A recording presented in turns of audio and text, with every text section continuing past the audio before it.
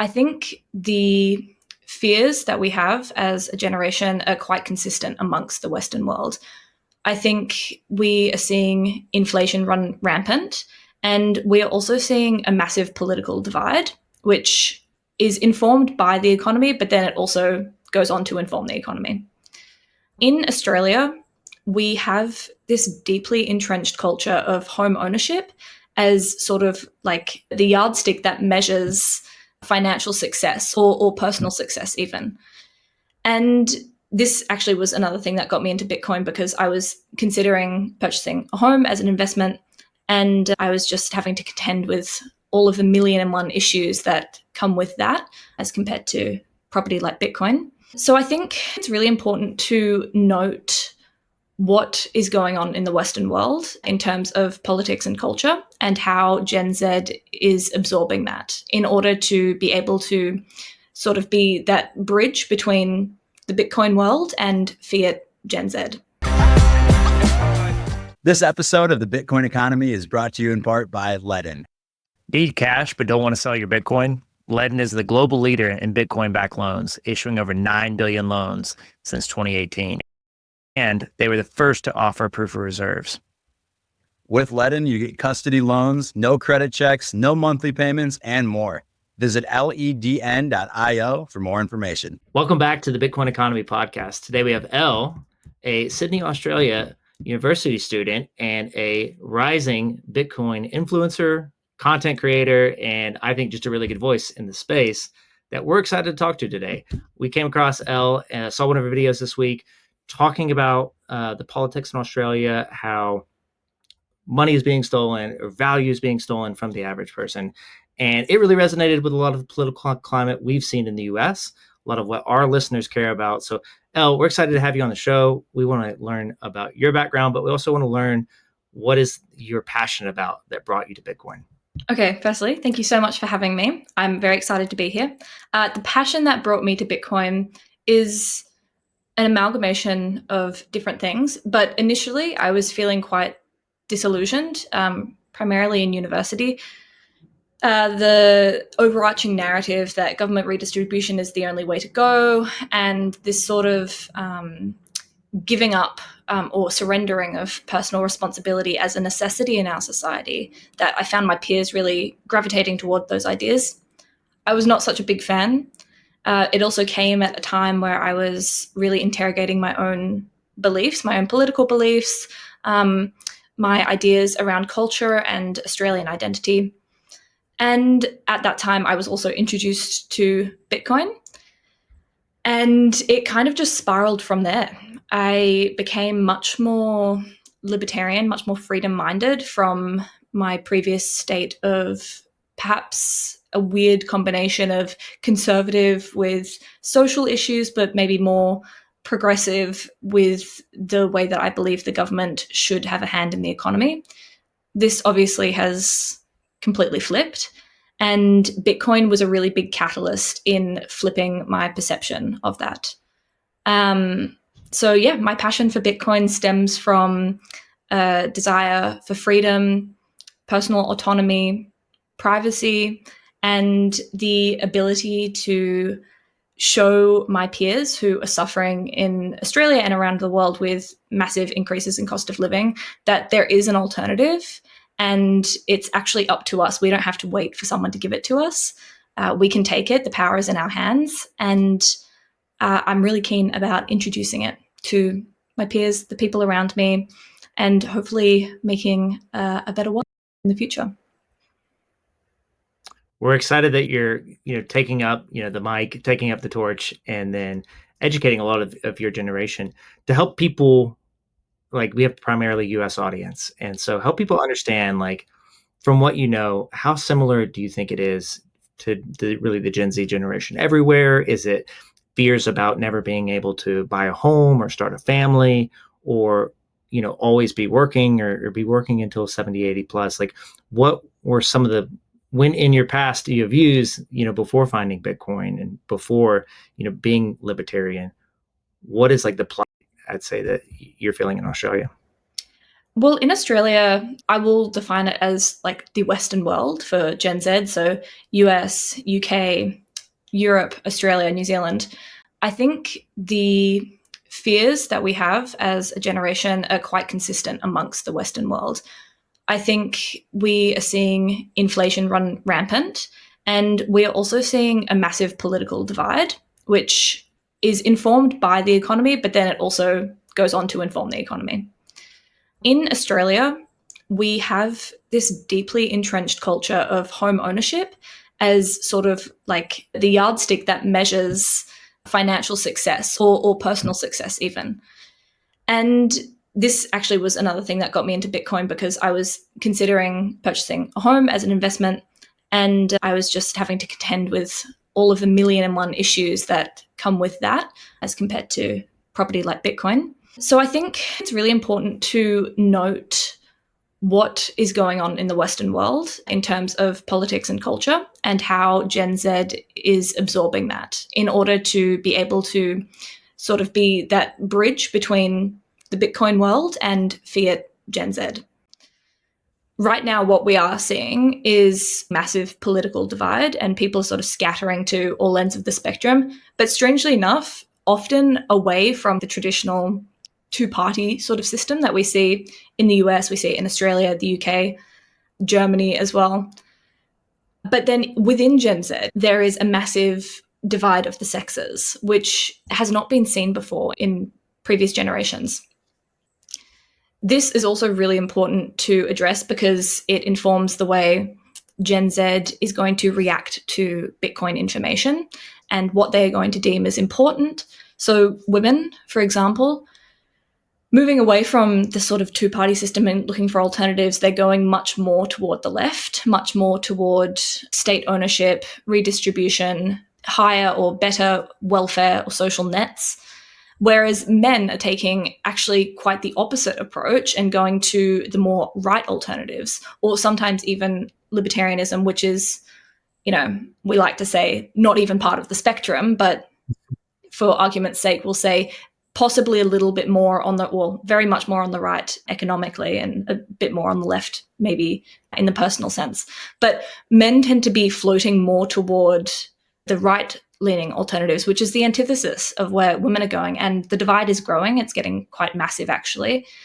And so I think the approaches to introducing Bitcoin to Gen Z women and introducing Bitcoin to Gen Z men are going to be really, really different, which is why I think it's important that we understand the macro social political landscape in the West.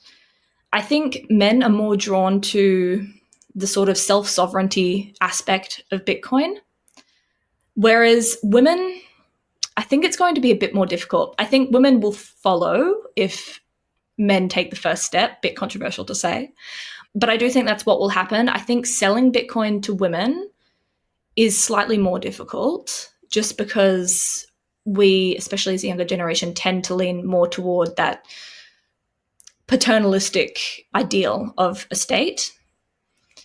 So the work that I'm doing right now, I'm not sure if you're aware, but I host the Women in Bitcoin Sydney group, which is, I think, well, I hope, which is why I started it, a really good step in the right direction to integrating women into the space and saying, this isn't just a boys' game.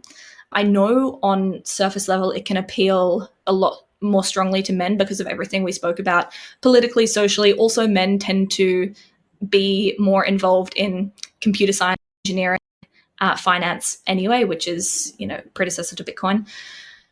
But yeah, so my work in Women in Bitcoin Sydney, introducing women to Bitcoin, is a bit of an exploratory mission, actually. I do it because I love it, but I also do it because I am really curious as to what the concerns are for women and what could possibly change it. Mm-hmm. So I hope that answers your question. I'm going on a bit of a rant, but all to say is I think it is really important that we move beyond just the technicalities of Bitcoin and the code behind Bitcoin and do actually pay some attention to everything else that is going on in the world that shapes how people view their personal finance and view technology like Bitcoin as potentially a way to change what is going on and change the trajectory of where we are going, which is just a completely divided society where we see greater wealth inequality. We see political violence. I mean, I know in the US it's especially rife at the moment. And this is something I think, hopefully, no matter what side of the spectrum you're on, we can all agree is a negative. And so, in a way, despite how divided we are, I do have some hope that before complete socialism or anarchy takes over, we in a way will suffer enough pain to actually decide to work together and change it, despite our political differences. And I think that Bitcoin should be and is the tool for that. Whether or not it will be adopted widely between culture and political leaning, soon at least, I'm a bit less sure about, but I am very hopeful for it. Yeah, I think you do a good job of laying out exactly the problem that not everyone, especially like men in Bitcoin, would understand. It's like a lot of women haven't traditionally been in control of finances in the home. They haven't come from STEM backgrounds of, computer engineering or mathematics where it clicks for them immediately. So really need to like reach out and educate in a different way to connect. At our local Bitcoin meetup, spoke with a wonderful woman that unfortunately was getting a divorce, but her husband that she was getting a divorce from didn't allow her to buy Bitcoin. And so now post-divorce, she was at a Bitcoin meetup talking to predominantly males about like, oh, I'm actually interested in finally being able to invest my own personal money in Bitcoin. And that's what I choose because I believe in it for, reasons 1, 2, and 3. And I think that it doesn't have to be, you versus the state or you versus, the government, the military. It could really just be being self-sovereign in a relationship where the power dynamic has traditionally been skewed towards male, for history. So I do think that type of message, packaged the right way should resonate, or hopefully it does. And then recently, I was just pulling it up to make sure I had her name right, but Maria Corina Machado, who won the Nobel Peace Prize. She was Venezuelan presidential candidate, won, and then essentially Maduro stayed in power, and he's still in power, and so she's in hiding, and she's a Bitcoin advocate. And so they were saying, or the news, or certainly Bitcoin news, are certainly saying, "Hey, this is great. Like this is someone that's a female, that's a resistance leader, staying in her country, and she's in hiding, but she's still using Bitcoin. She's using it as freedom, resistance money." So question, and we did talk about this before, but have you heard of her story? Does that excite you to have a Nobel Peace Prize winner as a woman that's also a Bitcoiner? I have heard of her story, but I haven't actually done a deep dive yet. You bringing it up again I've heard it now a couple times, so I think this is going to be my next research project, especially for women in Bitcoin. I like to have, at the end of my presentation, I like to have a little what women have done in this space. Last time it was Roya Mahbub, and so maybe this time I will look into this. But yeah, I think having like female representation, not to sound like, too woke or too Gen Z, but I think having female representation in a space like Bitcoin innately opens it to more women. We feel more comfortable, and it's not just the physical manifestation of a woman in the space, it's what a woman represents. We as women have a shared experience. We also have different ideals to men when it comes to personal finance, especially when we enter into motherhood. And this is something I'm also exploring in my Women in Bitcoin space, how Bitcoin can inform the stay-at-home mum's personal finance. And just like you mentioned before, with power dynamics within a relationship and being able to be self-sovereign with your money in it, I also think that this is really important. I think, people have 1,000,001 different ways they like to go about sharing their wealth when it comes to relationships, and this is fine. People are free to choose, but sometimes they aren't free to choose within that relationship. And so something like Bitcoin is really, really a powerful tool for women, even when they are unfortunately escaping situations of domestic violence, which I think is pretty widely known to be the most dangerous time for a woman leaving a domestic situation. And oftentimes it is really difficult to facilitate that flight because she has been cut off from finances. Unfortunately, traditional finance enables this control. And something like Bitcoin being able to be stored privately, acquired privately, to a certain extent. In Australia, it's a bit harder with all the KYC requirements. But in theory, stored privately, acquired privately, moved privately. This is, frankly, a revolutionary technology for women especially in these environments, but just in general as well. And I really look forward to maybe doing some more work on this side of women in Bitcoin as well. But yeah, for sure, the story you shared, I think, is amazing, and I really like it. I think I'm going to my last slide in my presentation this weekend. Yeah. Talk about it in front of the group, make a presentation. But I also would love to see some follow-up content, or if you talk about it more on the domestic violence and empowering women to have control over, freedom money to be able to leave. I think that's not something I've really thought through, and most other males haven't, but having the ability to get out of the household and locked in finances, joint accounts, if you were in a dangerous, violent situation, that's that personal sovereignty where you're able to take your money across the border. You could have the seed phrase in your head, but it doesn't have to be some crazy thing where you're tattooing it, on part of your body. You could hide it somewhere and have that freedom to go out and have enough value and enough of your life earnings to start over, hopefully in a much safer environment. For you, you have a background in criminology. What have been some of the overlaps? What are some use cases or some situations or some ethos that you've seen from Bitcoin tie over to your experience with criminology? Well, primarily, and when I was first starting in Bitcoin, I was very concerned about its criminal use. I think this is one of the first questions we all get as Bitcoiners, like, isn't Bitcoin just used by criminals? And unfortunately, this is actually really off-putting for some people who fail to understand that the number one currency of criminal activity is cash, it's fiat cash. Mm-hmm. So that was kind of my first hurdle, getting over this assumption that Bitcoin only has a use case for criminals, when in reality, it can be used like that, of course, as any medium of exchange can be. But out of all of the ways to exchange in an extremely private, covert manner, Bitcoin is probably actually not the most efficient to do it. So that kind of cut out my initial bias that I had, that Bitcoin's just for criminals and then I shouldn't participate. Well, a criminal robbing a bank also drives a car on a road. Does that mean that I'm not going to drive a car on a road? No, it doesn't. That would be really, really silly. And then, yeah, frankly, what I am really focusing on at the moment is Bitcoin's use case in escaping domestic violence situations.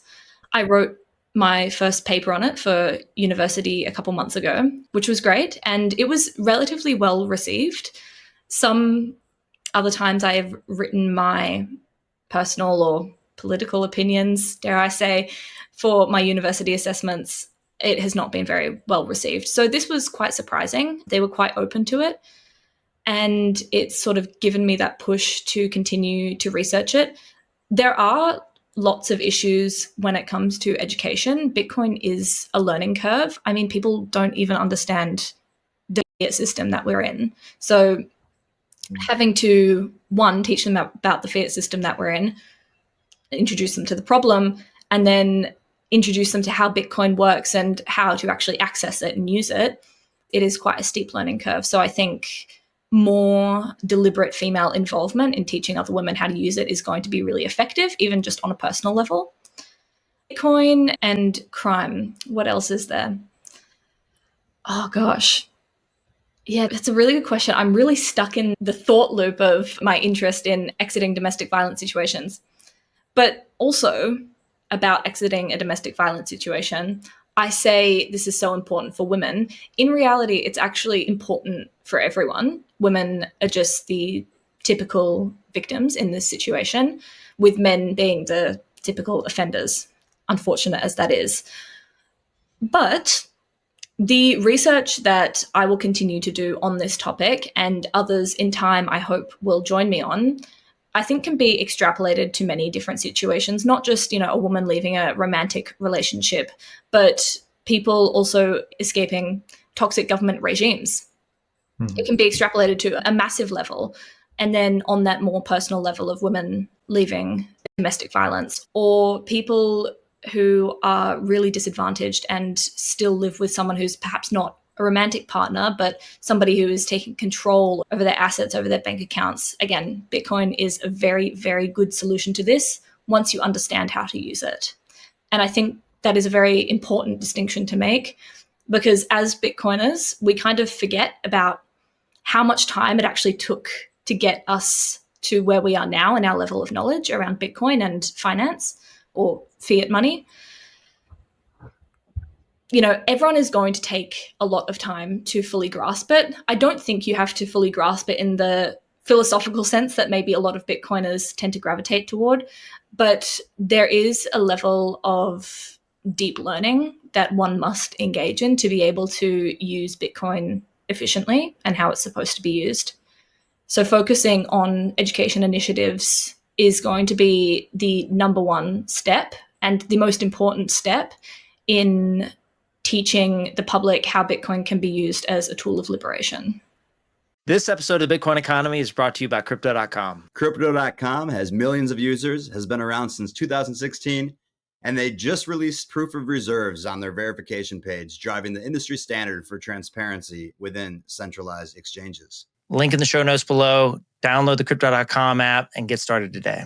When you talk about getting started, what does that look like when you're talking to someone that's new to Bitcoin? What is the process of not, hey, let's start with like Satoshi Nakamoto and hey, go read the white paper and understand it.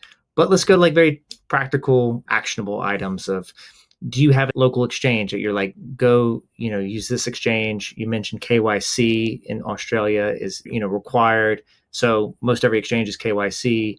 What are, in the US, for example, people are like, hey, just go to Coinbase and start there and then start learning about, self-custody and then move to like a wallet. For you personally, like, what are you telling people now of like, hey, here's the easiest way to get started. Once you're on board, once you have a little bit, once you're off zero, then we can go into phase 2, phase 3. Yeah.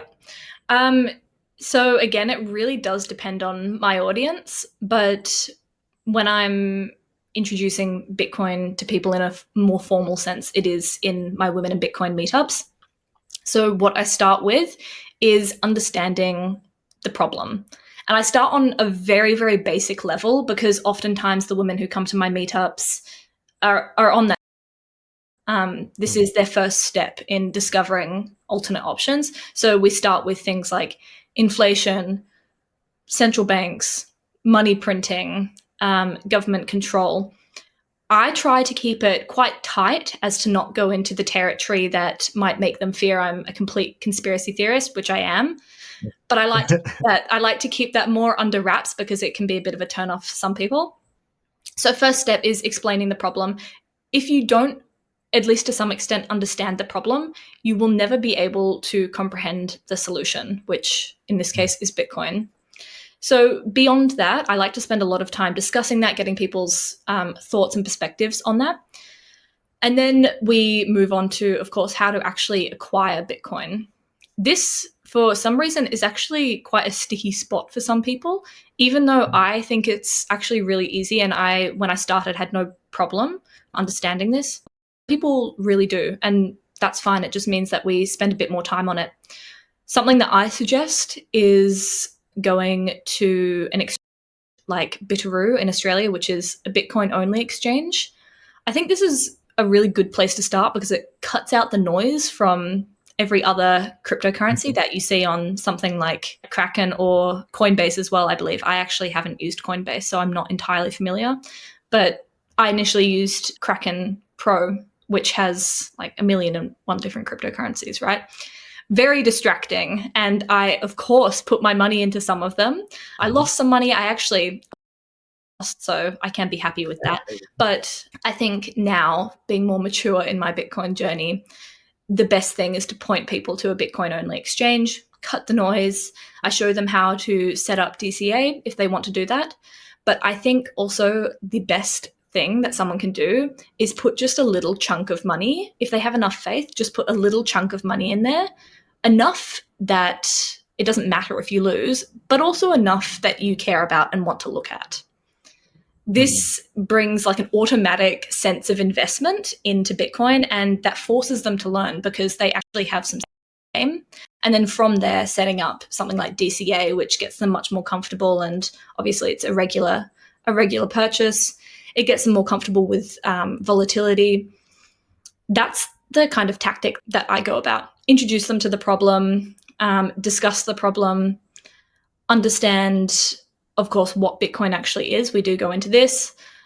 Set them up with a Bitcoin-only exchange, put a little bit of money in there, keep an eye on it, and then set up DCA. And this tends to be the most efficient way to start the process of orange pilling someone or allowing them to orange pill themselves because they have skin in the game now.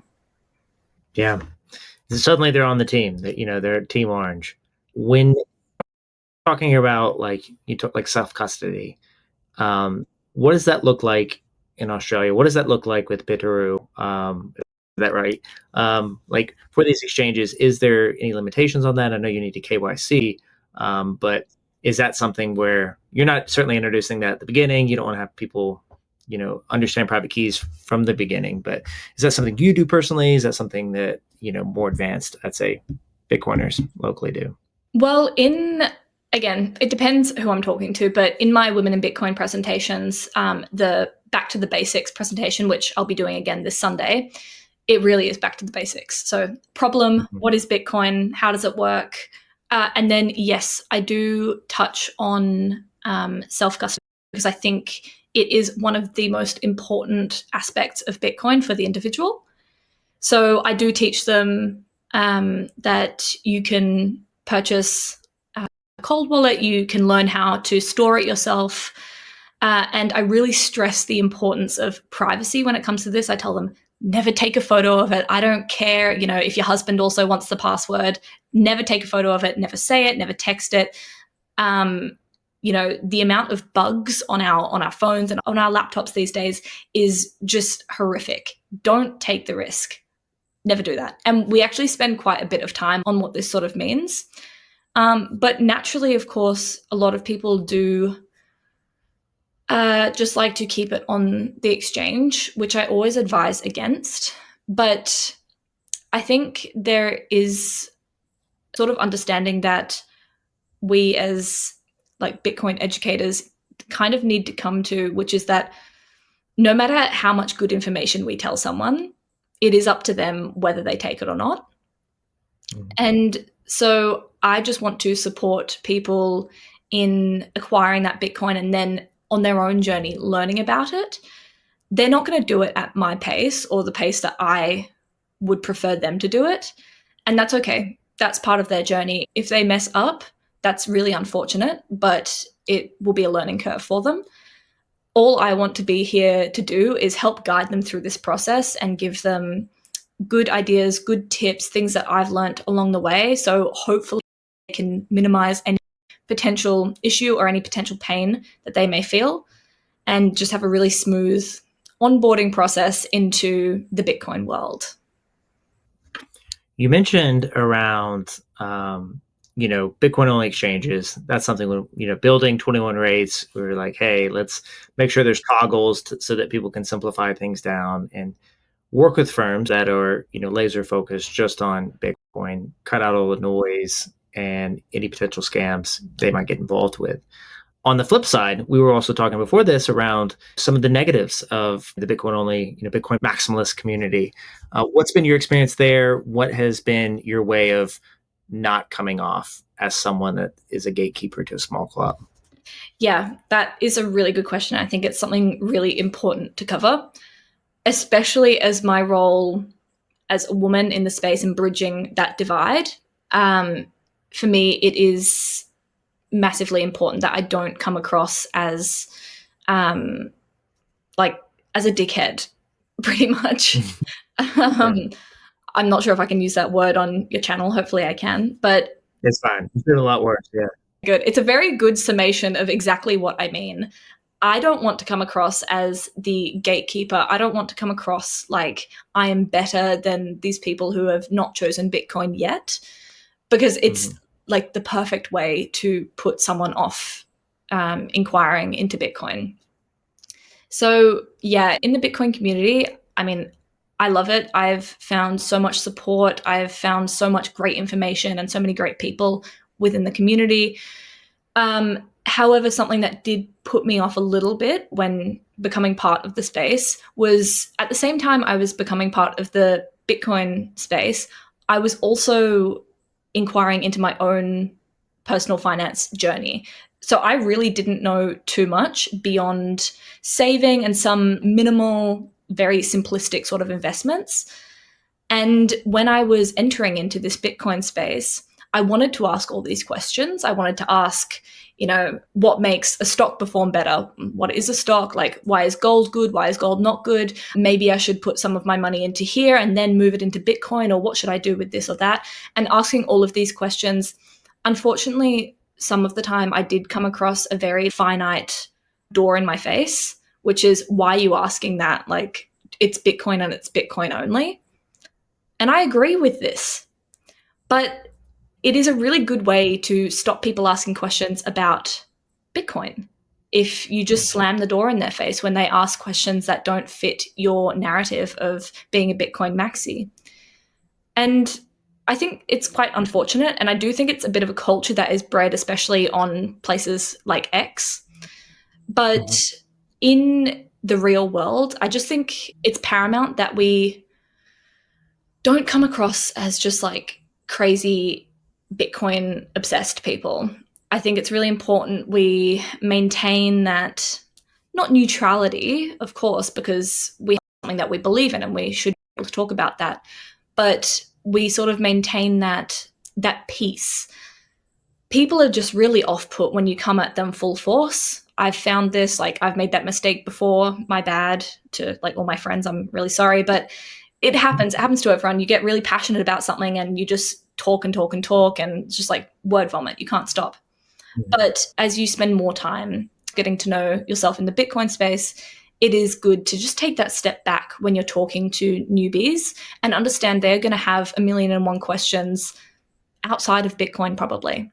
But if you're able to answer these questions in a way that helps to grow their greater understanding of the world, of the fiat system, that is only going to be positive in growing their understanding of Bitcoin as well. I think it's a very, very relevant topic right now, because you have the whole AI trade. You see technology that's disruptive, like blockchain, like Bitcoin itself. And you also have to recognize, as an intelligent being, look, there are other technologies that are disruptive. And as more of a libertarian, you want to vote with your dollar. You want to be able to have the sovereignty to say, hey, like, I believe this, tiny nuclear reactor startup is great because we need a lot more power. We need more power to run, Bitcoin miners. We need more power to run AI data centers. Some of the big Bitcoin miners have gotten into running AI data centers versus just mining Bitcoin. And if it's okay for them to do it, you should be able to talk about investing in some of these technologies, some of the infrastructure behind it. So I don't have like the best answer, but yeah, more people need to be open to other sectors, and it's okay to invest, even if it doesn't meet the hurdle rate of Bitcoin. Yeah, I think what you bring up is a really, really good point, because Bitcoin doesn't just exist in a vacuum. Bitcoin is informed and does inform the rest of society. It's informed by what is going on in the economy, our energy advancements, our politics, our culture.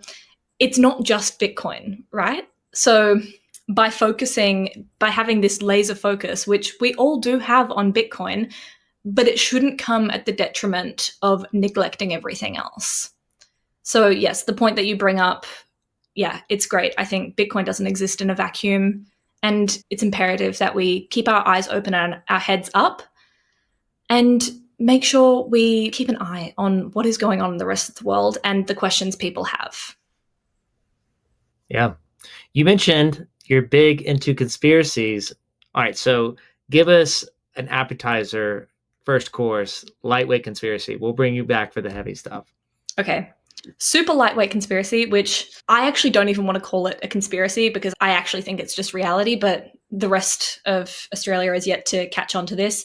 I think the COVID response that we saw from the government in Australia was an appetizer for is what to come. And essentially it was a stress test for the Australian population to see how much we would tolerate and how much we could handle.